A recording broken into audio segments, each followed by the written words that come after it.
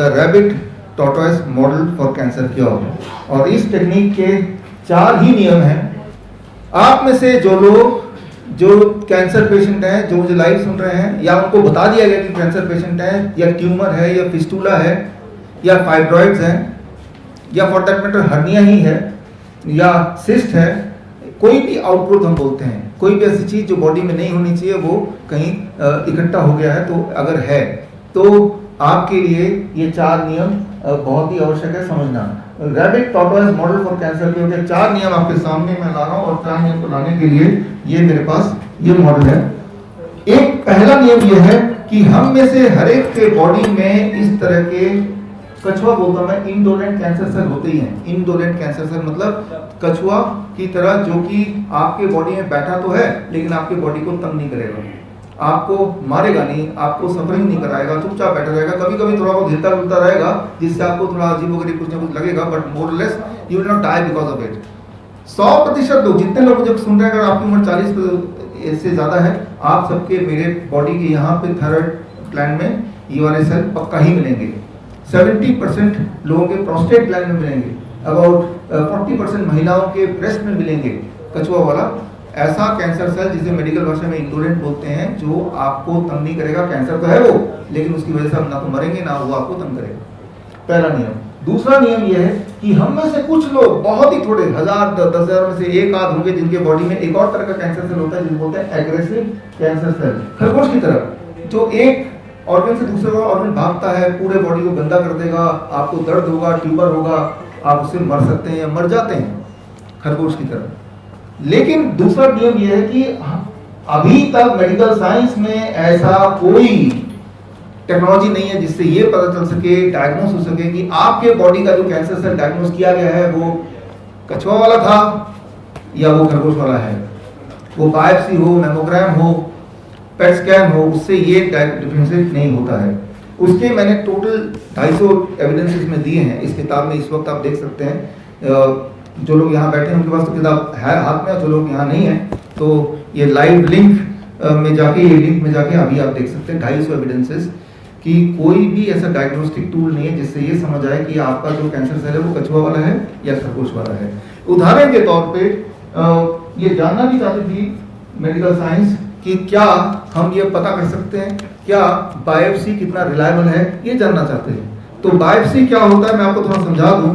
आपके बॉडी के किसी भी एक भाग से, जिस भाग में कैंसर होने की उम्मीद है या ऐसा होने लगता है, तो उस भाग से एक छोटा सा टुकड़ा लेना, उसका स्लाइड में कन्वर्ट करना, उस स्लाइड को पैथोलॉजिस्ट को देते हैं, पैथोलॉजिस्ट उसको देख के बोलते हैं कैंसर है कि नहीं है।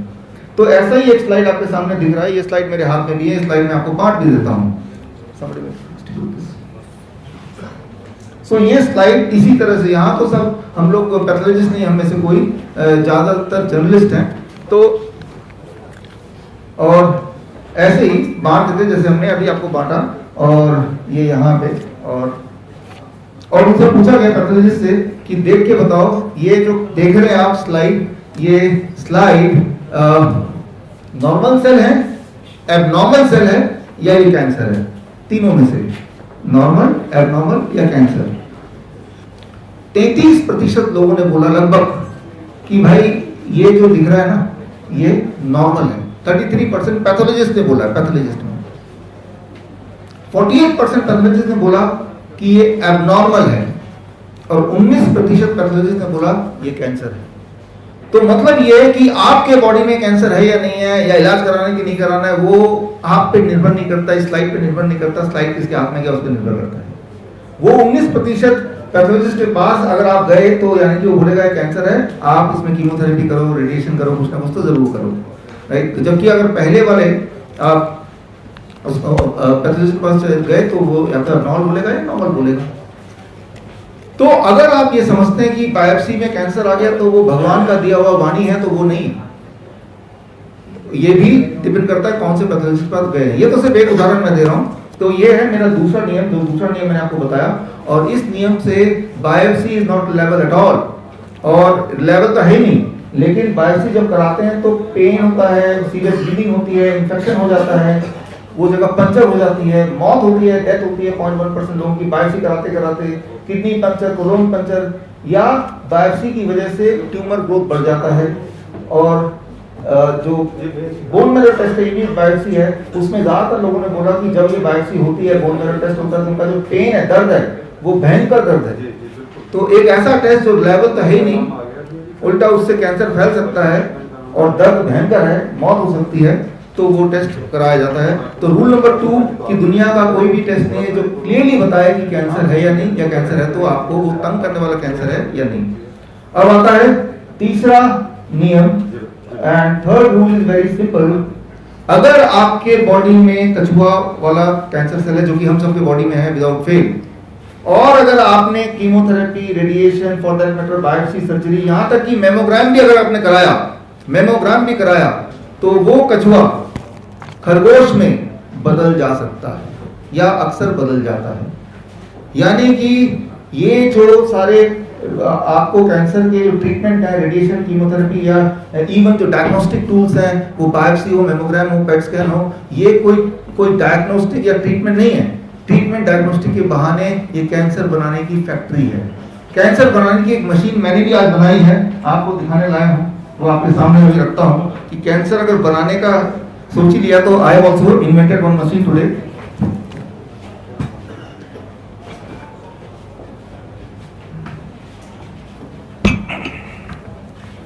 आप इस मशीन जो मैंने बनाया है, ये मशीन कैसे काम करती है बताता हूं।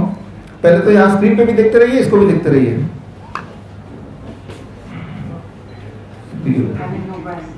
ये मेमोग्राम कैसे किया जाता है, आप क्या कर रहे हैं, वीडियो चलाना sir.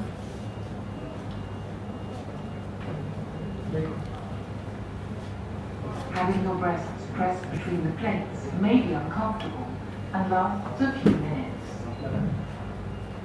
The top plate moves down so that your breast is squeezed against the lower plate. Mammogram किस तरह से करते हैं वो दिखा रहे हैं। Another X-ray image may be taken from a different angle. Screening mammography usually lasts up to half an hour. The images are taken from different angles. अब यहाँ पे आप देखिए कि ब्रेस्ट को प्रेस किया जाता है, और कितना प्रेस करते हैं, इतना प्रेस करते हैं कि उसमें बहुत दर्द होता है, नंबर 1। नंबर 2, अगर हम संख्या में बात करें, करीब 20 केजी का जो फोर्स है उतना प्रेस करते हैं, 20 केजी का फोर्स। 10 केजी का फोर्स एनफ है, काफी है किसी भी नॉर्मल टिश्यू को रप्चर करने में, और रप्चर होने के बाद उसको ट्यूमर में और कन्वर्ट करने में। जितना प्रेशर से नॉर्मल टिश्यूज ब्रेस्ट के रप्चर हो सकते हैं, टूट सकते हैं, और टूट के वो कैंसर में कन्वर्ट हो सकते हैं, उसका ठीक डबल प्रेशर यहाँ दिया जाता है, और ये चलता है करीब 30 मिनट्स। तो उसका एक्सपेरिमेंट आप करके देखें। अगर यहाँ पे एक मॉडल मैंने बनाया है, अब देखिए ये एग्जैक्टली जो आप मॉडल देख रहे हैं इससे अलग नहीं है, बिल्कुल भी अलग नहीं है। मान लो ये वुमेन्स ब्रेस्ट है, इसको बोलते हैं डॉक्टर की ऐसे रखो, हम चेक करना चाहते हैं कि आपको कैंसर है कि नहीं है, और इसको दबाते रहते हैं तब तक जब तक कि 20 केजी का बोझ लगभग इसके ऊपर ना पड़े, ठीक है ना। तो मैंने यही वाला काम किया इस संतरे के साथ, आपको दिखाने के लिए 1 हफ्ते पहले काम किया। दोनों संतरे मैंने एक ही साथ खरीदे थे, एक में मैंने किया, एक में नहीं किया, और मैंने उतना ही प्रेशर लगाया जितना लगभग, ताकि ये आधा स्क्वीज हो जाए, क्योंकि ये उतना स्क्वीज हो जाता है, राइट। और 1 हफ्ते बाद ये मैं संतरा आपके सामने ये लाया, आप देख रहे हैं। आप अंदाजा लगा सकते हैं, चाहे वो संतरा हो चाहे वो केला हो, किसी को अगर दबाएंगे, बार बार दबाएंगे तो ठीक नहीं रह सकता। क्यों? क्योंकि उसके अंदर के जो टिश्यूज हैं, सेल्स हैं, वो टूटते हैं, और अगर बार बार करेंगे तो बार बार टूटेंगे। तो ये एक नियम बना दिया 40 साल के बाद, आप ऐसा करना कि हर 1 साल में एक बार मेमोग्राम जरूर कराना। वो कुछ ऐसा ही कि फल खरीदने जाएं और फल वाला आपको बोले कि संतरा ले जा रहे हो, हर दिन उसको बार बार दबाना जब तक आप खाते नहीं है। तो जब बार बार दबाएंगे तो क्या होगा, वो सड़ने लगेगा, ये आपको पता ही है, राइट। तो this is what is happening. तो जो मेमोग्राम बड़ा एडवांस नाम रखा है, मेमोग्राम, मेमोग्राफी, लगता है बहुत बड़ी टेक्नोलॉजी है, वो कुछ नहीं है, वो सिर्फ कैंसर को बनाने का टूल है। और कैंसर को अगर आपको बनाने की इच्छा है तो इस तरह के जो सॉफ्ट टिश्यूज हैं उसको आप दबाइए जोर से, और उससे पेन होगा। पेन क्यों होगा? क्योंकि वहां पे अंदर सेल टूट रहे हैं। अगर आपके सेल टूटेंगे, अगर आपकी हड्डियां टूटेंगी तो पेन होगा ना, तो वो पेन को सहना नहीं है। तो मेरा एक आपके माध्यम से ये एक मैसेज है don't allow anybody to touch your breast, very simple. कोई बोलता है अगर उसमें पेन है तो क्या करना है मैं आगे बताता हूँ, लेकिन पेन है तो और पेन नहीं करना है। ये सड़ा हुआ तो ऑलरेडी है, अब अगर दबाऊंगा तो और सड़ जाएगा, जो एक साइड सड़ा नहीं है वहां भी सड़ जाएगा जितनी बार दबाएंगे। और अगर इससे भी काम ना बने तो क्या करते हैं कि इसका अगर मैं एक टुकड़ा यहाँ से निकाल लूँ कि मैं एक टुकड़ा चाहता हूँ बायोप्सी करना है, अब यहाँ पे सड़ना ज्यादा तेजी से आ जाएगा ना, राइट। तो ये जिंदा चीज को जब हम छेड़ते हैं, उसमें छेद करते हैं, उसको दबाते हैं तो वो कैंसर में कन्वर्ट हो जाता है, यही कैंसर है। तो ये कैंसर बनाने की मशीन है। तो यहाँ पे आता है हमारा रूल नंबर 3, जिसके बारे में बात कर रहा था कि आप सबके बॉडी में कछुए वाला कैंसर सेल तो है ही, लेकिन अगर आपने chemotherapy, radiation, biopsy, surgery, mammogram, PET scan ये सब कराया तो वो अक्सर जैसा आप देख रहे हैं एग्रेसिव कैंसर सेल में बदल जाता है। उसका मैंने सिंपल साइंस और 250 के करीब एविडेंसेस में दे दिए हैं। कई बार लोग मुझसे बोलते हैं कि भाई ऐसा क्यों करेंगे हमारे डॉक्टर, वो तो हमारे फैमिली डॉक्टर है। मैं आज का दिन जो है 13 अप्रैल है, जलियांवाला बाग हत्याकांड, 13 अप्रैल 1919। अगर आप हम बचपन में इतिहास में पढ़ा है कि जलियांवाला बाग हत्याकांड में अंग्रेजों ने भारतीयों के ऊपर गोली चलाई। मैं जानना चाहता था कि वो अंग्रेज कौन थे, कैसे दिखते थे, गोली कैसे चलाई। तो जब मैंने तफ्तीश की तो पाया गया कि अंग्रेजों ने तो गोली चलाई नहीं, गोली तो भारतीयों ने चलाई। वो जो 50 लोग थे उसमें से एक भी अंग्रेज नहीं था। हाँ, अंग्रेज ने ऑर्डर दिया गोली चलाओ, एक्चुअल जो बंदूक चलाई वो इंडियन थे, सारे के सारे भारतीय थे। आज 104 साल हो गए जलियांवाला बाग हत्याकांड को बदला से बिकना। वो जो खाकी कुर्ते, खाकी यूनिफॉर्म वाले लोग थे वो सफेद कोट में बदल गए, सफेद कोट। तब तो वो जान गया, अब जान और माल, अगर एकदम से आप मर जाएंगे तो आपका माल कहां पे जाएगा। इसलिए slow poisoning, chemotherapy, radiation, surgery, these are और स्लो पॉइजनिंग थिंग्स। धीरे धीरे आपको खत्म करते जाएंगे, आपके पैसे उन तक पहुंचते जाएंगे, ये सारा व्यापार है। अब आता है कि मैं सच बोल रहा हूँ कि झूठ बोल रहा हूँ। आप खुद ही सोचिए सच का डेफिनेशन क्या है। जो सबूत दे वो डेफिनेशन है, या कितने लोग बोल रहे हैं चिल्ला चिल्ला के बोल रहे हैं वो डेफिनेशन है। जो बिल्डिंग बहुत बना के बोल रहे हैं वो डेफिनेशन है, या जो सबूत दे रहा है वो डेफिनेशन है। मैं तो सबूत दे रहा हूँ, 250 एविडेंसेस हैं। अगर ये सच नहीं है तो जो भी सच है उनके हिसाब से वो सबूत देते, एक भी देते सबूत। आपने मांगा सबूत, जो लोग मुझे सुन रहे हैं नहीं मांगा। मेमोग्राम करने से नुकसान होता है, आपने सबूत मांगा। उससे कुछ फायदा होता है, आपने सबूत मांगा नहीं मांगा। आज मांगिए, मैं सबूत दे रहा हूं आपको। ये किताब, ये सबूत है, इसके अंदर देखिए, it is accessible right now. हमारी ये स्टाइल रहा है मेरा और नरेंद्र जी का, जब इस तरह की किताबें आती हैं, मेरी सारी किताबें, लगभग सारी किताबें पहले वो फ्री में अवेलेबल होती हैं, उसके एक हफ्ते बाद जब फ्री में सबको मिल गया, अब नरेंद्र जी इसको अमेजन में डालते हैं, फ्लिपकार्ट में डालते हैं, और तब भी फ्री में मिलता है, राइट। तो इरादा ये है कि आपको सच पता होना चाहिए, दैट इज रूल नंबर 3। अब आता है सबसे महत्वपूर्ण रूल, रूल नंबर 4, वो ये कि अगर किसी के बॉडी में ऑलरेडी कैंसर है तो कैसे पता चलेगा और उसको ठीक कैसे करें। अगर आपको दर्द हो रहा है, अगर आपको ट्यूमरस ग्रोथ दिख रहा है, आउटग्रोथ दिख रहा है, अगर आपका हीमोग्लोबिन लगातार घट रहा है, अगर आपको कमजोरी लगातार महसूस हो रही है, तो समझ लीजिए कि बॉडी के अंदर ये खरगोश आ चुका है। लेकिन इसे डरने की जरूरत नहीं है, इसे दोबारा से कछुआ बना देना है। इसको कछुआ बनाने के लिए जो 2017 का नोबेल प्राइज विनिंग साइंस है, दैट इज बॉडी क्लॉक को ठीक करना है। जैसे ही आप अपने बॉडी क्लॉक को ठीक करेंगे, ये जो खरगोश है कछुआ बन जाएगा। ऐसा हम अपने हॉस्पिटल में करते ही हैं, ये करना बड़ा आसान है। बॉडी क्लॉक क्या है और कैसे करना है, इसमें मैं 5 मिनट लूंगा, उसके बाद इसको यहीं पे फिनिश करेंगे, फिर क्वेश्चन आंसर जो भी आपका है। बॉडी क्लॉक क्या है? Circadian rhythm. जिस तरह से एक ऑर्केस्ट्रा होता है, ऑर्केस्ट्रा में क्या है कि म्यूजिशियंस होते हैं, चाहे वो गिटार बजा रहा है, तबला बजा रहा है, बांसुरी बजा रहा है, लेकिन एक उसका डायरेक्टर भी होता है। वो डायरेक्टर रिदम तय करता है कौन कब बजाएगा, ताकि वो सुनने में म्यूजिक लगे। वो डायरेक्टर अगर ठीक से नहीं करेगा काम अपना, या होगा नहीं वो डायरेक्टर, तो वो जो सब लोग बजा रहे हैं वो नॉइज लगेगा, म्यूजिक नहीं लगेगा। हमारी बॉडी एक म्यूजिक लगे, ना कि हमारी लाइफ एक नॉइज हो। नॉइज मतलब डिजीजेस, म्यूजिक मतलब हमारी बॉडी की एक रिदम। हमारी बॉडी की भी एक रिदम है। कैसे रिदम है? हमारे ब्लड शुगर की रिदम है, हमारा टेम्परेचर की रिदम है, हमारा ब्लड प्रेशर का रिदम है। मैं आपको दिखाता हूं मेरी बॉडी का रिदम क्या है और हम रिदम कैसे ठीक करते हैं।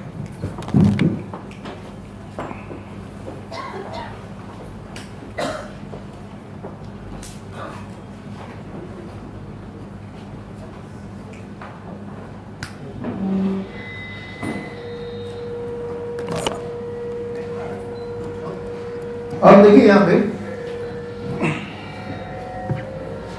ये जो देख रहे हैं, what you are seeing here, ये है कॉन्टिन्यूस ग्लूकोज मॉनिटरिंग का, ये मैंने ये लगाया हुआ है। अब देखो ना यार क्यों हो रहा है आवाज, व्हाई दिस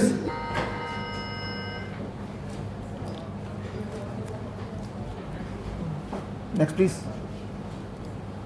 ये बढ़ता घटता रहता है, लेकिन रात को जब ठीक होने वाले हैं क्या है वो रिदम देखिए यहाँ पे बड़ा इंपॉर्टेंट है। ये रात को एक दिन ब्राउन दिखा रहा है, एक दिन ब्लू दिखा रहा है, और 2 दिन तक, ये 2 दिन का है, और 4 बजे के बाद ये दोबारा बढ़ने लगा, नीचे डिप करेगा, जितना नीचे डिप करेगा उतना ऊपर जाएगा। अब समझिए बॉल की तरह, रबर की बॉल जितना जोर से नीचे फेंकेंगे उतना ऊपर जाता है। तो रात शाम सुबह जब आपने फास्टिंग देखा, वो ऊपर देखा, आपको लगा रहा है मेरी फास्टिंग ज्यादा, तो आपने और दवाइयां ली, और दवाई ली तो और क्या होगा, अगले सुबह दोबारा से और डिप करेगा और फिर और ऊपर जाएगा। तो ये चलता रहता है, आपकी दवाई बढ़ती रहती है और ये डिप करता रहता है, और एक टाइम आता है कि आपका कोई ना कोई ऑर्गन फेल हो जाता है। तो ये this is called circadian rhythm, and unfortunately doctors को ये ट्रेनिंग नहीं दी जाती कि सर्केडियन रिदम कैसे देखें और उसे ठीक कैसे करें। और यही वाली ट्रेनिंग हम स्टूडेंट्स को देते हैं श्रीधर यूनिवर्सिटी के माध्यम से, और हम अपने हॉस्पिटल पेशेंट को देते हैं। तो ये सर्केडियन रिदम है जो कि हमारे मेरे ब्लड शुगर का है, मैंने आपको दिखाया। इसे कहते हैं डॉन फिनोमेना, इसे डॉन फिनोमेना बोलते हैं, यानी कि आधी रात सुबह के 1 घंटे 2 घंटे पहले नीचे जाना फिर ऊपर आना।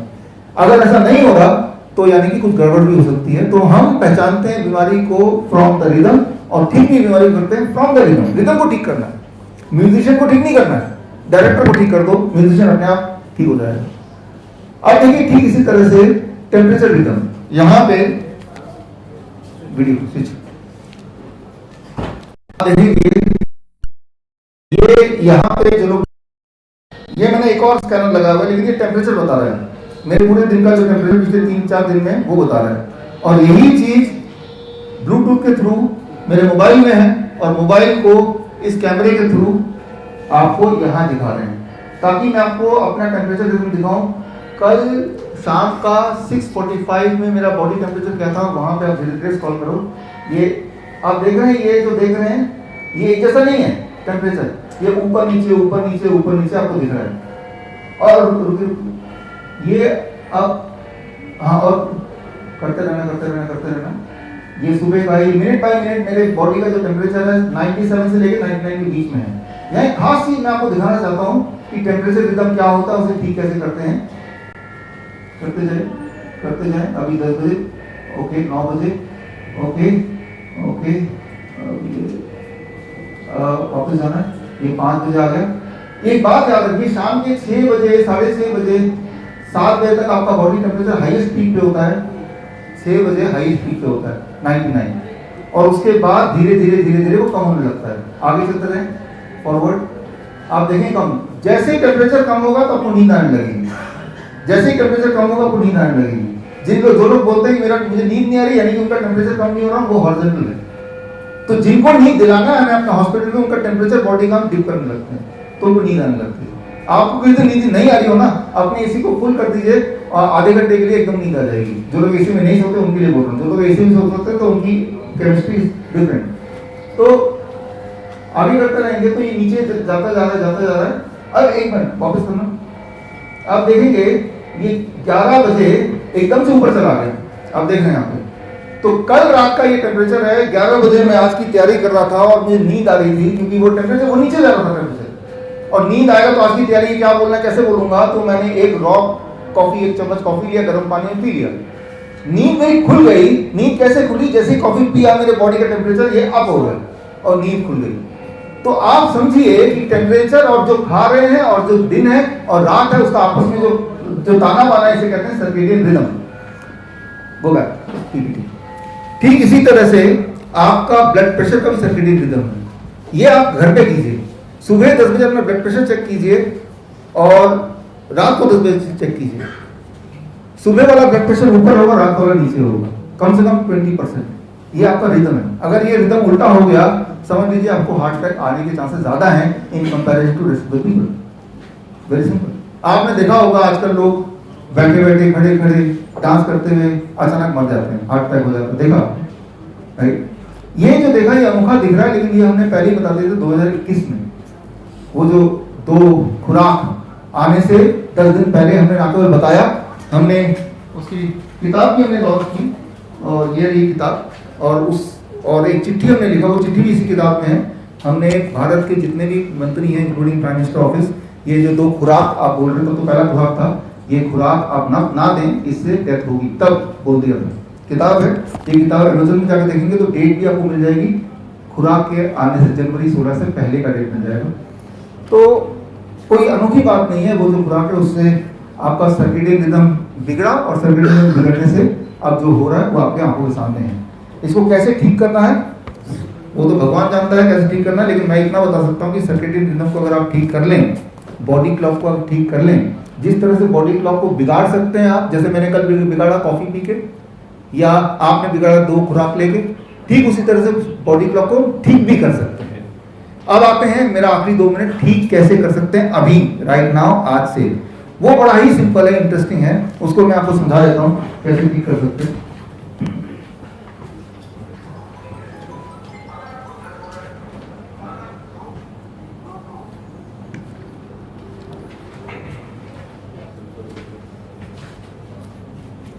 जो लोग मुझे सुन रहे हैं, चाहे वो डायबिटीज के पेशेंट हैं, हार्ट के पेशेंट हैं, बीपी के पेशेंट हैं, ट्यूमर है, फिस्टूला है, जो भी कुछ है उनको, या बहुत कमजोरी है, खून बनता नहीं ठीक से, दर्द रहता है बॉडी में, नींद नहीं आती, जो भी कुछ उनको बीमारी है, आप अपने बॉडी क्लॉक को ठीक कर लीजिए। चौथा नियम मैंने बताया कैसे ठीक करना है। हम अपने हॉस्पिटल कैसे ठीक करते हैं, बहुत ही सिंपल। हम हॉस्पिटल में जो करते हैं, जो आप घर पे कर सकते हैं, कि आपका जो खाने का विंडो है वो 10 बजे से लेके शाम के 6 बजे तक, विंडो ऑफ ईटिंग 10 to 6। आप देख रहे हैं नीचे 10 बजे, इसको ये है ना, आपके हाथ वाला, हाँ नहीं उधर ठीक है, इधर ठीक है, इधर उल्टा।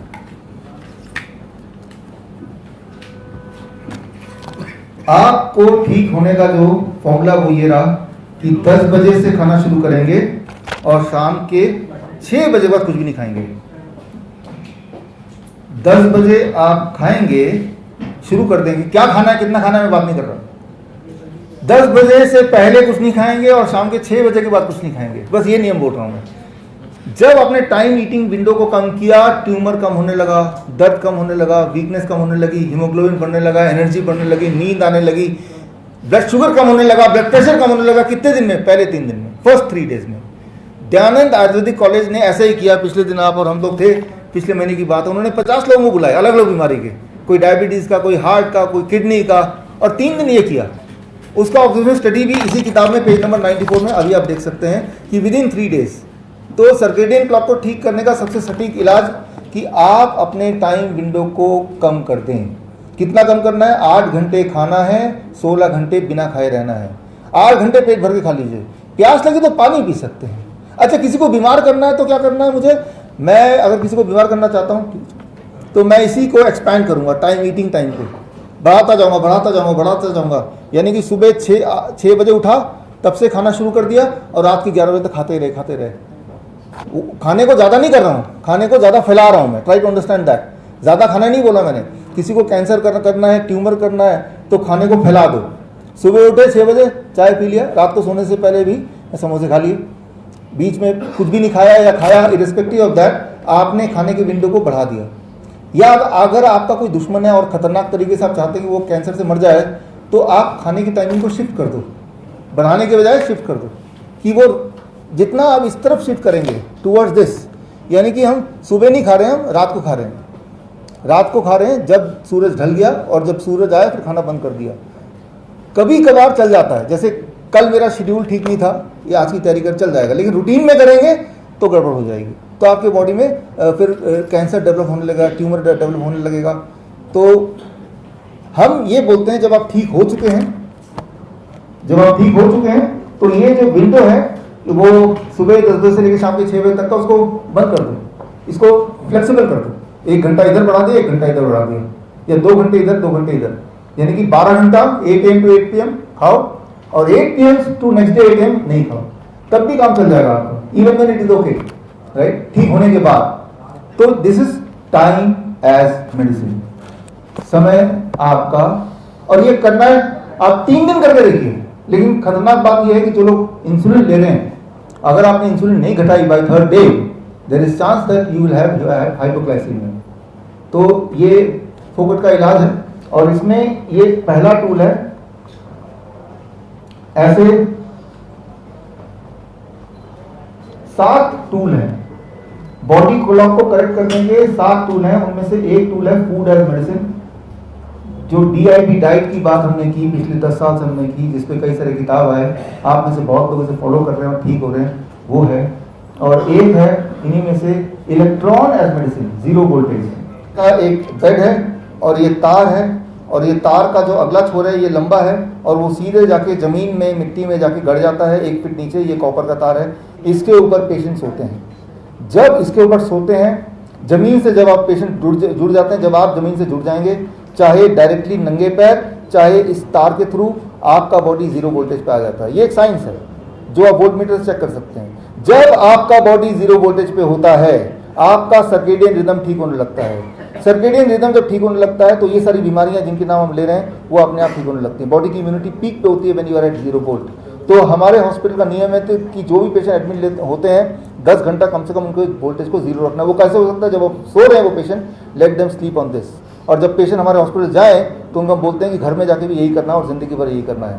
तो इसका मतलब ये कि when you are at 0 volt, आपने जो उल्टा सीधा किया भी, अपना बॉडी क्लॉक को गड़बड़ भी किया, उसके भी ठीक होने के चांसेस बढ़ जाते हैं। तो ये मैंने आपको 2-3 आपको टूल्स बताए। ये 2-3 टूल्स भी कर लेंगे तो भी आप ठीक होने लगेंगे। हमारे यहाँ पे बहुत सारे पेशेंट आपको मिलाता हूँ जिन्होंने किया वो ठीक हो गए। सबसे पहले मैं धन्यवाद करना चाहूँगी डॉक्टर BRC सर का। उन्होंने ना ही मुझे ये बड़ा मंच दिया पर एक नया जीवन भी दिया। Thank you sir and thank you all for witnessing this event. मैं Vidika Batra from HIMS Premier Gurugram. I am a cancer survivor and I'm proud to say this today. This is my new introduction. इससे पहले मैं भी आप सबकी तरह एक modern science, modern techniques और मॉडर्न वे ऑफ लिविंग को ही संपूर्ण ज्ञान मानती थी। मुझे लगता था नेचुरोपैथी और होलिस्टिक हीलिंग ये सब दकियानूसी बातें हैं। 2015 में एग्रेसिव एंजियोमेक्सोमा नामक कैंसर डिटेक्ट हुआ और मैं भी एक नामी ग्रामी हॉस्पिटल इन दिल्ली पहुंच गई अपना इलाज कराने। वहाँ बताया गया कि जो ट्यूमर मेरे लोअर एब्डोमेन में है वह बहुत ही बड़ा और फैला हुआ है और इस टाइप का कैंसर अभी तक दुनिया में बहुत कम पाया गया है। इसके लिए मैंने देश विदेश में ट्राई किया ऑपरेट कराने के लिए, पर वहाँ पे भी यही बोला गया कि वो इतना डीप है कि शायद उसकी वजह से कुछ ऑर्गन्स डैमेज हो सकते हैं और ह्यूमन हैंड का वहाँ पहुँचना पॉसिबल नहीं है। फिर किसी ने हमें रोबोटिक सर्जरी एडवाइस की, जिसके लिए हम बॉम्बे के बड़े अस्पताल में गए और वहाँ पर भी निराशा ही हाथ लगी। 2015 से दिसंबर 2019 तक मुझे 4.5 साल तक कीमोथेरेपी दी गई और उसके बाद बोल दिया गया कि आपका ट्यूमर जो है वो रेकरिंग नेचर का है, यानी कि वो कभी भी पेट में बर्स्ट हो सकता है बढ़कर। 2020 जनवरी में मैंने यूट्यूब पे सर का एक वीडियो देखा और मैंने सोचा कि एक बार ये भी ट्राई कर लेते हैं, अब तो कुछ वैसे भी बचा नहीं है। और मैं सर के ऑफिस पहुंच गई। वहाँ जाके पता चला कि सर से मिलना बहुत मुश्किल है और सर से वर्चुअली ही इलाज करते हैं, पर किस्मत ने कुछ और सोच रखा था और सर मुझे भारी मिल गए। And I still remember those 2 lines जो मैंने सर से बोली। आई सेड सर मेरे पास टाइम बहुत कम है, आपके सिर्फ 2 मिनट चाहिए। और सर के दिए गए वो 10 मिनट उन्होंने मेरी लाइफ चेंज कर दी और आज मैं यहाँ पर हूँ। सो वो बात आई थिंक अब 3.5 साल बीत गए हैं और ना मैं कभी हॉस्पिटल गई, ना मैंने कोई स्कैन कराया, no MRI, no test, and here I am today. ये मेरी ज़िंदगी का एक पहलू। और दूसरा अब ये है कि अब मैं डॉक्टर BRC सर के सिखाए हुए रास्ते पर चलकर हर कैंसर पीड़ित को ठीक करना और उनको मेन स्ट्रीम से जोड़ना चाह रही हूँ और उसके लिए दिन रात काम कर रही हूँ। मैं चाहती हूँ कि कैंसर पीड़ित एक्चुअली अपनी लड़ाई खुद लड़ें, because I have experienced it very well for 5 years। अपनी लड़ाई खुद लड़े और आगे बढ़े और BRC सर के ये मेथड्स दुनिया भर में पहुँचाना चाहती हूँ ताकि हर कैंसर पेशेंट तक ये इलाज पहुँच सके। हाँ, मेरा नाम करेंद्र है और मैं छत्तीसगढ़ से आया हूँ। आज से करीब 13 साल पहले मेरे को ट्यूमर का शिकायत आया था, ब्रेन में ट्यूमर हुआ है। मैं डॉक्टर से इलाज कराया तो उससे कोई राहत नहीं मिल रहा था। मैं यूसुफ सर से ज्वाइन किया। ये मेरे को 3 महीने का डाइट प्लान बना के दिए थे और प्रोटोकॉल बताया था बॉडी डिटॉक्स वाला, वो किया तो 3 महीने में मैं पूरा ठीक हुआ था। उसके बाद से अभी तक के 1.5 साल हो गया, मेरे कोई परेशानी नहीं है। अभी डाइट से पूरी तरीके से ठीक हो जाता है आसानी से, मेरे को हुआ है। Thank you so much. क्योंकि ये सिम्टोमेटिकली ठीक हो गया था तो इसको लगा कि ये बिल्कुल ठीक है, इसको कोई प्रॉब्लम नहीं थी, बट क्योंकि आज ये यहाँ पर आ रहा था तो मैंने इसको बोला एक बार अपनी रिपोर्ट करा ले। तो रिपोर्ट में आप इसका देखेंगे, इसका ट्यूमर आधा हो गया है। बहुत सारे कैल्शियम ट्यूमर तो कुछ नहीं था, कैल्शिफिकेशन थी, इसकी कैल्शिफिकेशन बिल्कुल आधी हो गई है। और लेकिन रिपोर्ट कराने से ही फिर से आ गया तो फिर से इसको ट्रीट करना पड़ेगा। तो जैसे ही आप रिलीज हो जाते हो इस फीयर से, अपने आप हीलिंग शुरू हो जाती है बॉडी की। सिमी जी हमारे बीच में है, so I would request Simi Handa to please come here.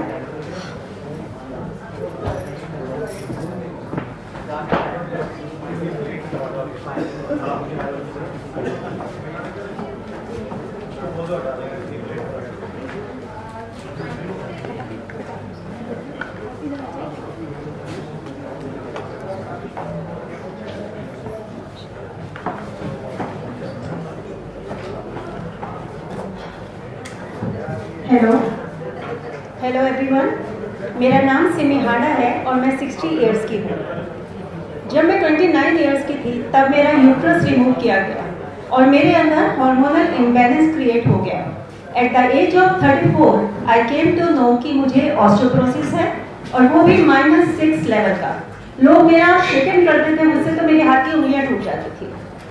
और उसके बाद मेरा एक रोड एक्सीडेंट हुआ और मैं 2 साल बिस्तर पे रही और उसी दौरान स्कैन्स के अंदर मुझे ये पता लगा कि मेरे लोअर बैक के अंदर कुछ ट्यूमर्स फॉर्म हो गए हैं और वो ट्यूमर्स जब बायोप्सी करवाई गई तो वो कैंसरस थे। मैंने अपना treatment health awareness centre Mumbai से लिया।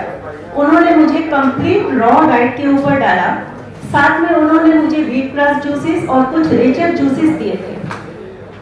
उस डाइट को मैंने शायद अबाउट 1.5 साल लिया और 1.5 साल के बाद जब मेरा स्कैन हुआ तो उसमें कैंसर नहीं था। वो दिन था और आज का दिन मैं उसी डाइट को फॉलो कर रही हूँ since 22 years and I am completely healthy. और जब मुझे -6 ऑस्टियोपोरोसिस हुआ था तो डॉक्टर्स ने मुझे ये कहा कि आप सारी जिंदगी बिस्तर पे रहेंगे क्योंकि ये एक प्रोग्रेसिव डिजीज है और टाइम के साथ, एज के साथ ये बढ़ता ही चला जाएगा। And to everybody's surprise, now it has been converted to osteopenia which is just -1.9 and I am a marathon runner. मैं डेली 21 किलोमीटर भागती हूँ और मैं फुल मैराथन्स भागती हूँ और अभी तक मेरे सारे टेस्ट परफेक्टली नॉर्मल है और मुझे कोई भी इशू सिंस 23rd ईयर चल रहा है, 23 साल से मैं यही डाइट ले रही हूँ और कोई इशू आया नहीं। मैं डॉक्टर विष्णु जी के साथ as a nice and wise expert काम कर रहे हैं और हम लोग पेशेंट्स को ट्रीट करके उन्हें हेल्प करने की कोशिश कर रहे हैं। कैंसर की इस मुहिम में ये मेरा छोटा सा योगदान है। Thank you very much. आपको याद होगा लास्ट टाइम आप भी यही थे, मैं भी यही था। आप वो पीछे बैठे थे उधर थोड़ा और पीछे बैठे। कोरोना के बारे में सवाल किया था मैंने। Yes yes. आपने कहा था माइक नहीं, मेरी आवाज आ जाए। हाँ, आपने कहा था मास्क उतार के फेंक दो, कुछ नहीं होगा, मास्क से कोई दवाई हो कोई ट्रीटमेंट नहीं होगा। हाँ। तो सर इतने सारे लोग कैसे मर गए? हाँ ये और इतने सारे लोग कैसे बच गए दवाई लेके? मैंने भी 3 डोज लिए, आज की एडवाइस नहीं मानी हमें। हाँ। क्योंकि लग रहा था कि कुछ जीना है तो 3 डोज मैंने भी बूस्टर लिया है। और आप बड़ा दावा कर रहे थे कि भारत सरकार को आप लिख दीजिए, बोल दीजिए, आपने चिट्ठियां भी दी कि कुछ नहीं है कोरोना, ये सिर्फ डर है। हाँ। तो अब फिर डराया जा रहा है क्या? फिर सेम हो रहा है। ठीक है, इसका जवाब देता हूँ सर।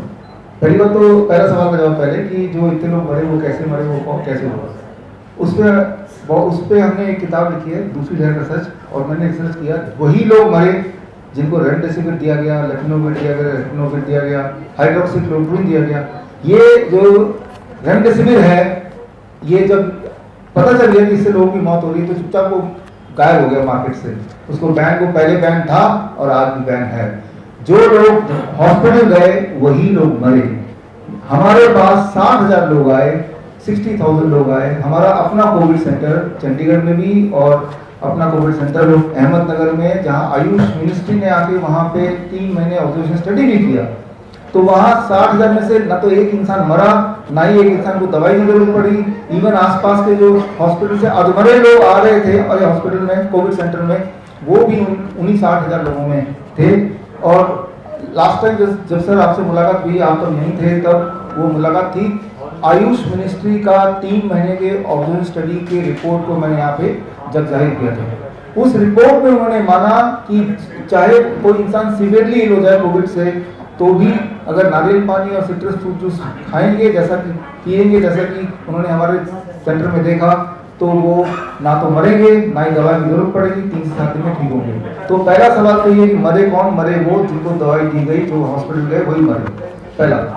दूसरा, क्या अभी ये डराया जा रहा है? डेफिनेटली अभी भी डराया जा रहा है। ये आपने 2 दिन पहले देखा, सारे स्टेट को बोल दिया कि कोरोना के टेस्ट बढ़ाओ। तो ये टेस्ट का हमने इस पे किताब पे निकाली, the naked truth of COVID test, हमने करके देखा। आप भी करके देखिए, 5-10 हज़ार जिसके पास हो। हमने चूहे के सैंपल, मच्छर के सैंपल लिए, government authorised COVID test lab में गए और जाके बोला ये सारे सैंपल है, देखो कोविड पॉजिटिविटी नेगेटिव है। वो सारे टेस्ट भी पॉजिटिव आए और वो जो टेस्ट कराया कोविड टेस्ट, उस पर हमने किताब लिखी और वो भी रिजल्ट वो अमेजन में हमारे पब्लिशर ने पब्लिश किया। वो अमेजन में वो किताब मिलेगी, the naked truth of COVID test. अगर किताब फ्री में पढ़ना चाहते हो तो मेरे वेबसाइट मिल जाएगा। और आपके माध्यम से मैं ऐलान कर रहा हूँ, और साथ में जो मेरे को इसमें ऑब्जर्वर थे डॉक्टर नमिता MBBS MD, यहीं बैठी हैं, आपके आगे बैठी हैं। तो हमने कोविड सेंटर जाके, कोविड टेस्ट लैब जाके सैंपल दिए, वो भी इंसानों के भी दिए, फलों के दिए, मच्छरों के दिए। बोलने का मतलब हमारा कंक्लूजन है, हर 10 में से 1 टेस्ट पॉजिटिव निकलता है। सरकार को अगर ये दिखाना हो कि आज 1 लाख कोविड पॉजिटिव लोग हैं, सिर्फ 10 लाख टेस्ट करने की जरूरत है। और वो जरूरी नहीं इंसान पे, वो जरूरी नहीं कि किसी एनिमल पे, वो किसी मच्छर पे करेंगे तब भी पॉजिटिव आएगा, हमने देखा। और किसी को लगता है कि मैं झूठ बोल रहा हूँ, तो मैं तो बोल ही रहा हूँ, ये तो लाइव प्रेस कॉन्फ्रेंस चल रहा है, लाइव भी चल रहा है कई जगह पे, कि आप मुझे चैलेंज कीजिए। इसके सारे एविडेंस बुक में डाल दिए, बुक अमेज़न में ऑलरेडी मिल रही है, तब से लेके, जब मैं बोला था तब से लेके अब तक किसी ने अब तक उसको चैलेंज नहीं किया। और मैं तो चाहता हूं लोग चैलेंज करें। सच्चाई ये है कि कोविड टेस्ट नाम की जो चीज है वो एक फ्रॉड है, और हर 10 में से 1 टेस्ट पॉजिटिव निकलता है। इसके बाद आपको याद होगा, अगस्त की बात है, पिछले साल मंकी पॉक्स आ गया, ऐसा याद आ रहा है? हाँ, वो मीडिया में आता है, वो मीडिया, अगर आप अखबार पढ़ना बंद कर देंगे तो मंकी पॉक्स नहीं है। और तब आयुष मिनिस्ट्री का एक कार्यक्रम ऑर्गेनाइज किया था, डॉक्टर विपिन यहीं बैठे हैं, यही ऑर्गेनाइजर थे, उन्होंने मुझे आमंत्रण किया, इसी तरह का एक बुक रिलीज किया मंकी पॉक्स पे, सर पब्लिशर हैं उस बुक के भी। और उसमें मैंने और नमिता ने फिर कोविड टेस्ट लैब पे गए, गवर्नमेंट ऑथराइज्ड, और हमने देखा हर 25 में से 1 टेस्ट मंकी पॉक्स पॉजिटिव आएगा। तो इन्होंने, डॉक्टर नमिता ने अपना उन्होंने सैंपल दिया, ब्लड सैंपल, और 25 बार किया, तो ये दुनिया की पहली मंकी पॉक्स पॉजिटिव डॉक्टर बन गई। समझ रहे हैं? इसके लिए बीमार रहने की जरूरत नहीं है, सिर्फ टेस्ट कराने की जरूरत है। जिनको मेरे पे यकीन ना आया करके देखें, ये तो हमने तो करके देखा। तो अभी भी ये झूठ बोल रही है सरेआम, और पहले भी झूठ बोलते आए हैं। आप सुन रहे हैं तो वो बोल रही है, यही इसका जवाब है। तो आप पब्लिक को क्या मैसेज देंगे अभी, जैसे आप कह रहे हैं? मैसेज ये है कि अखबार मत पढ़िए, इस तरह की न्यूज मत पढ़िए, आप सवाल पूछिए। अखबार नहीं पढ़ेंगे तो आपकी न्यूज कैसे कौन पढ़ेगा? मेरा न्यूज अखबार में आता नहीं, एक भी अखबार यहाँ पे है नहीं, यहाँ पे नहीं, ऐसे बात एक भी अखबार नहीं आया यहाँ पे। आप सवाल पूछिए, आप मेरे ऊपर केस करिए, इस बहाने कम से कम बात तो खुलेगी। आप चुपचाप मत बैठिए, केस करिए। नहीं, बड़ा सवाल ये है, क्या आपकी जो आवाज है भारत सरकार तक और राज्य सरकारों तक नहीं पहुंच रही? जैसे कि विधायक जी ने ये चीज कहा कि एक नक्सस है, और दूसरे वक्त अभी आचार्य जी कह रहे थे कि ये मेडिकल माफिया चल रहा है। तो देश में मेडिकल माफिया चल रहा है, आप सरकार को जीरो कहना चाहते हैं? हाँ, बात तो यही लग रहा मुझे। और आवाज पहुंचने की नहीं, उसके लिए ये जो ऑब्जर्वेशन स्टडी हमने रिलीज किया था, ये हमने लगभग जितने भी मंत्रालय हैं, जितने भी चीफ मिनिस्टर ऑफिस हैं, जितने भी गवर्नर ऑफिस है, उन सबको हमने ये चिट्ठी बाई पोस्ट, स्पीड पोस्ट भेजा, ताकि उसका एक उसका जो प्रूफ हमारे पास रह के हमने भेजा है, वो प्रूफ आज तक है। तो इसका जवाब ये कि हमने, जो मैं आपको बता रहा हूँ, ये पहले अपने मंत्रालय में बताया, जितने मंत्रालय हमारे है, करीब 5000 लोगों तक पहुँचाया, ठीक है ना। और उनमें से भी कई लोग सुन रहे होंगे इस वक्त, अगर सुन रहे हैं तो जो हमने बोला उसको सबूत भी दिया हमने। और सबूत, अगर किसी को टेस्ट करना है तो अभी आप कोविड टेस्ट करा लीजिए, किसी भी 10 आदमी, 1 पॉजिटिव निकलेगा, दोबारा 19 का कराइए, एक और पॉजिटिव निकलेगा, दूसरा वाला, for every 10 test there is 1 positive, ये एवरेज है, राइट। और ये आप प्रूव कर सकते हैं। और जितने लोग सुन रहे हैं, या तो चुपचाप बैठ गए तो काम चलेगा नहीं, आप इसको चैलेंज कीजिए, जैसे मैंने चैलेंज किया। डॉक्टर साहब, आपका जो विशेष बात मैं बोलना चाहूंगा, एक मिनट प्लीज। मैं मीडिया से भी हूँ और साथ में रिसर्च स्कॉलर हूँ।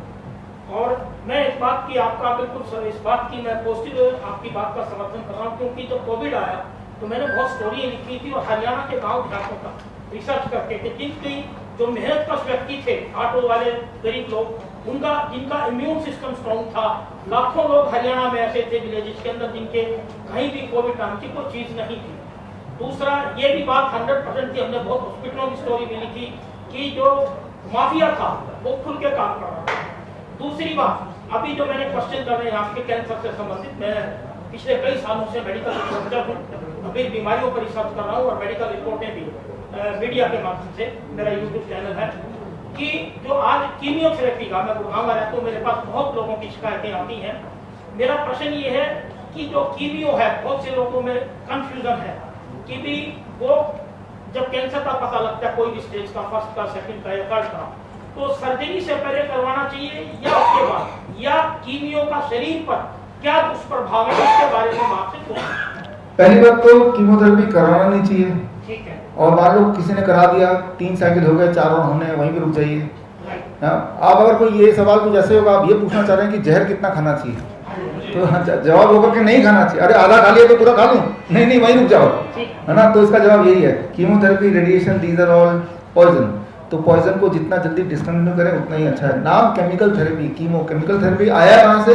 हिटलर का जो कॉन्सेंट्रेशन कैंप था, वो जो तब उन्होंने मस्टर्ड ऑयल टेस्टिंग की थी, लोगों को किस तरह से करें कि वो धीरे धीरे मरे, एकदम से ना मरे।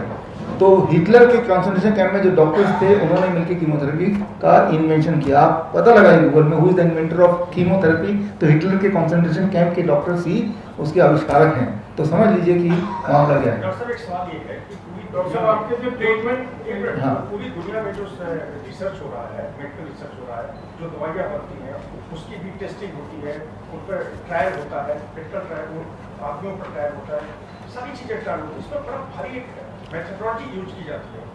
आप जो कर रहे हैं अल्टरनेट मेडिसिन तो हो सकती है, लेकिन इस तरह की जो दावे को पहले से दावे किए जा रहे हैं, जो पहले से चल रहा है पूरी दुनिया में, तो उसको क्या खारिज कर दिया जाए? एक तरह से बिल्कुल नहीं करना चाहिए। आपने जो बोला वो बिल्कुल, मैं इसको मानता हूँ कि पूरी दुनिया में बहुत ही अच्छी तरीके से बहुत डिटेल्ड एनालिसिस होती है, बहुत डिटेल्ड रिसर्च हो रही है, और वो बहुत सालों से हो रही है, और बड़े बड़े संस्थान कर रहे हैं, बड़े सीरियसली कर रहे हैं, दे आर ऑल साइंटिस्ट। मैं वही एविडेंस को लेके इस किताब में डाला है। मैं दुनिया के बाहर के एविडेंस नहीं ले रहा हूँ, अपने एविडेंस नहीं ले रहा हूँ। दुनिया में जो मेन स्ट्रीम एविडेंसेस हैं उसी का ही हवाला मैं दे रहा हूँ। मेन स्ट्रीम एविडेंस ये नहीं कहता कि कीमोथेरेपी कराना चाहिए, नहीं नहीं नहीं, ये गलत है। मेन स्ट्रीम एविडेंस जो मैंने यहाँ पे डाले 250 एविडेंसेस, वो वही वाले रिसर्च हैं। अब अगर कोई अगर बोलता है, फॉर एग्जांपल आप जो बोल रहे हो गलत बोल रहे हैं, तो वो एक एविडेंस दिखा दे, एक, मैं तो 250 दिखा दिया, वो एक दिखा दे। जो प्रैक्टिस में हो रहा है वो नहीं हो रहा जो रिसर्च बोल रही है। फॉर एग्जाम्पल, जो आपने 2 खुराक लगाए, फॉर एग्जाम्पल, उसका पहले ट्रायल हुआ, लेकिन ट्रायल का नतीजा कहाँ है? नतीजा ये कहता है कि आपको लगाना चाहिए 2 खुराक, नतीजा है तो आप दिखाइए। क्या नतीजा किसी ने लोगों के सामने, जो ट्रायल करने वाले जो पूना वाला है, कि दिखाया, देखो ट्रायल उन्होंने किया था, ये रहा नतीजा, दिखाया आपको? नहीं दिखाया। आप नतीजा को देखिए, नतीजा मांगिए सही, नतीजा कोर्ट के माध्यम से मांगा, कोर्ट ने बोला नतीजा कोई नहीं दिखाएगा आपको। तो जब नतीजा दिखाया नहीं, तो अब नतीजा आपके सामने आ रहा है, लोग खड़े खड़े गिर रहे हैं। अच्छा, लोग तो खड़े खड़े गिर रहे हैं, वो भी क्या इस खुराक की वजह से? इसका नतीजा आ गया है।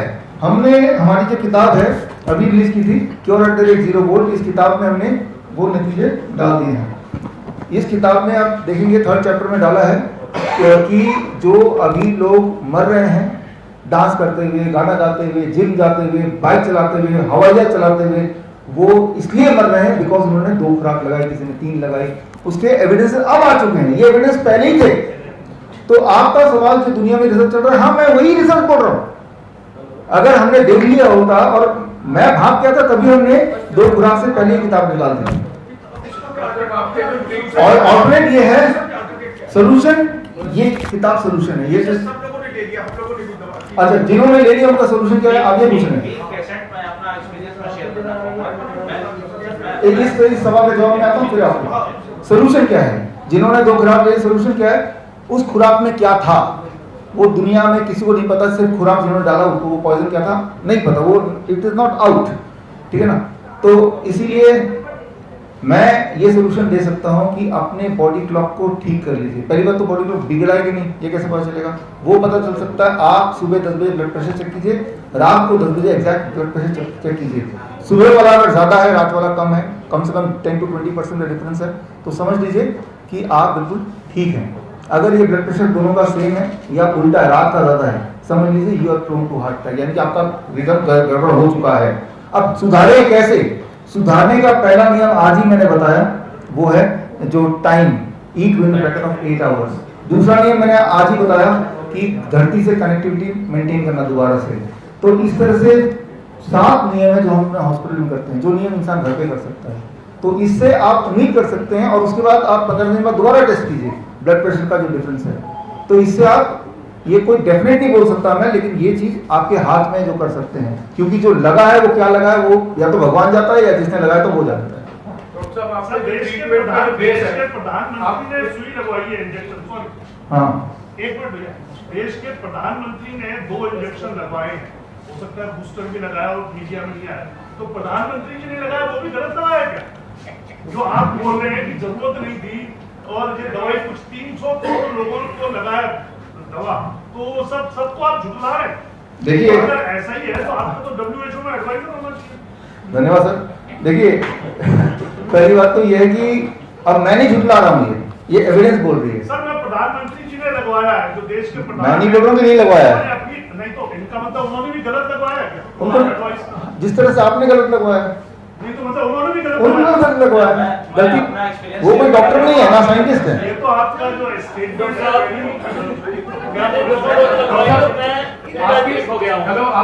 ये यहीं पे उदाहरण है, 2 डोज लगाया इन्होंने 40 करोड़ देश में अगर 10-20 लोगों को हो जाता है तो वो एग्जाम्पल नहीं होता है। मेरे परिवार में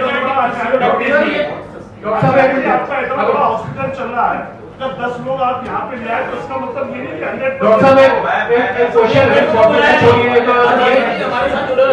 ट्रीटमेंट से रिलेटेड क्वेश्चन है, पॉलिटिक्स की बात नहीं है। ऐसा आपका जो बेस है ट्रीटमेंट का वो DIP डाइट है, बाकी चीजें और एडिशनल होती है। इसमें DIP डाइट में जो आप बताते हैं इंटेक जो है हमारा रॉ वेजिटेबल और फ्रूट्स, लेकिन आज की डेट में और साथ में ग्रेन्स, इसमें आज की डेट में क्या ये प्रॉब्लम है कि जो रॉ वेजिटेबल्स है उसमें इंसेक्टिसाइड्स, पेस्टिसाइड्स और फ्रूट्स में उसको पकाने के लिए जो केमिकल यूज होता है, तो इसमें आपकी कोई रिसर्च सर है कि ये एक बहुत बड़ी समस्या है और इससे अगर हम उसी तरह का वेजिटेबल और फ्रूट खाते हैं केमिकल वाला, तो ऐसा तो नहीं कि हम ज्यादा उल्टा बीमार होने के बजाय इसकी उनको कुक कर। देखिए हाँ, इसमें 2 सवाल है आपके। पहले तो ये जो आजकल का पेस्टिसाइड, इससे क्या प्रभाव है और कुक करने से ज़्यादा फायदा होगा। जब ये जो वेजिटेबल्स हैं, यही वेजिटेबल मैं खाता हूँ जो मार्केट में मिलता है, और अगर ये ऑर्गेनिक होते तो ज़्यादा अच्छा रहता है, ये कोई डाउट नहीं है। हाँ, इस ऑर्गेनिक ना हो तब भी फायदा होता है, क्योंकि वो तो हम देख रहे हैं अपने पेशेंट्स को नहीं ले सकता, उसके बाद भी फायदा हो रहा है। अब आता है कि कुक्ड एंड अनकुक्ड। जब कुक करते हैं तो उस वेजिटेबल में, फॉर एग्जांपल ये वेजिटेबल अगर है तो इसको कुक करेंगे तो इसके अंदर जो लाइव एंजाइम है, जो उस केमिकल को ट्रैप करके आपके स्टूल से निकाल सकता था, वो लाइव एंजाइम मर जाएगा, केमिकल नहीं मरेगा, क्योंकि केमिकल इज ऑलरेडी डेड। तो कुक करने से लाइव एंजाइम मरेगा जो आपको प्रोटेक्ट कर सकता था, उन पेस्टिसाइड से बचा सकता था। 100% मर जाता है क्या? रेशियो 100% मर जाता। और बताएं, एक और क्वेश्चन है, जो हम स्प्राउट्स खाते हैं, ग्रेन्स की हम बात करें, तो उसमें आपकी जो रिसर्च है, रिसर्च क्या कहती है कि जो ग्रेन हमें गेहूं या दाल कोई भी आई, हमें यूरिया के थ्रू आई, जैसे ही हम उसको स्प्राउट करते हैं, क्या यूरिया का इफेक्ट 100% खत्म हो जाता है? नहीं, खत्म नहीं होता, नहीं खत्म नहीं होता, लेकिन हमारे पास चॉइस नहीं है ना। तो चॉइस ये है कि कुक करें कि अनकुक खाएं, यही चॉइस है हमारे पास। तो उसमें अनकुक इज बेटर। नहीं, दैट इज ओके, पर स्प्राउट होने से भी उसका यूरिया का इफेक्ट नहीं खत्म होता? नहीं खत्म, या कुछ हद तक खत्म होगा? कुछ हद तक खत्म होगा, पूरा नहीं जाएगा। उसकी कोई परसेंटेज आपकी रिसर्च में है? परसेंटेज नहीं बता सकता, लेकिन कम होगा, इतना बता सकते हैं। जाएगा नहीं, इट विल बेटर। मैं रिसर्च की बात कर रहा हूँ। एक और क्वेश्चन है सर, ये जो आप जीरो थेरेपी की बात कर रहे हैं, जैसे आजकल फ्लोर्स पे लोग रह रहे हैं, फर्स्ट फ्लोर, सेकंड फ्लोर, तो क्या ये थेरेपी उस पे काम करेगी कि अगर हम पूरे फ्लोर को अपना वुड का कर दें? नहीं काम करेगी, क्योंकि मैं वुड करके उसमें साथ में जो आप तार जो बोल रहे हो करके जमीन में गाड़ दें, तो क्या पूरा फ्लोर ठीक हो जाएगा? नहीं, वो वुड से कंडक्टिविटी नहीं होगी। अच्छा, हाँ, और इसको जमीन में गाड़िए या सामने कोई पेड़ हो आपका, उस पेड़ के तने में ये इसको गाड़ दीजिए। मतलब ऐसा नहीं हो सकता पूरे फ्लोर को जो है नहीं, मैं 7th फ्लोर रहता हूँ, तो मेरे बालकनी से एक तार जाती है जो सीधे जमीन में जाती है। वो खुद से अपने में बांधनी पड़ेगी। हाँ। और एक और चीज है सर कि अगर जो हम घास के ऊपर जाते हैं या मिट्टी के ऊपर जाते हैं, विच इज बेटर या दोनों ही ठीक है? दोनों एक जैसे हैं, एक जैसा प्रभाव होगा। Thank you. और कोई सवाल है तो अदरवाइज हम आपको इनवाइट करते हैं लंच के लिए। डॉक्टर साहब, जो आपने पोस्ट बताया था, आपका इलाज क्या जो एलोपैथी है उसके मुकाबले सस्ता है? पैसे के मामले में क्या मामला? हाँ, सस्ता है और मैं तो बोलता हूँ मुफ्त में है।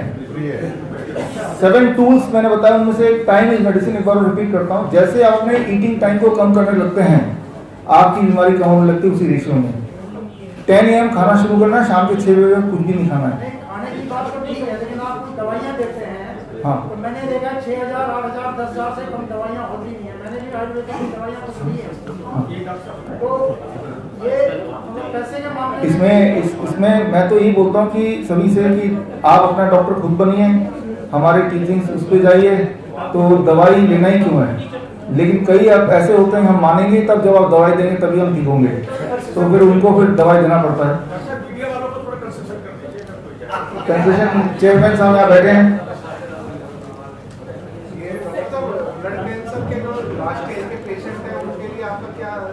देखिए, पहली बात तो स्टेज की बात हमने नहीं की, मैं आपको स्टेज के ऊपर देता हूँ। Stage 1, stage 2, stage 3, stage 4।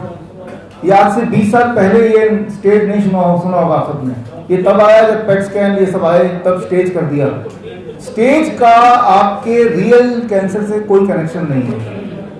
Stage मतलब कि जब आपका स्कैन होता है उसमें जितनी चमकती हुई चीजें दिखाई देती हैं तो उतना ज्यादा स्टेज, और जो भी चीज चमकती है वो कैंसर ऐसे जरूरी नहीं है।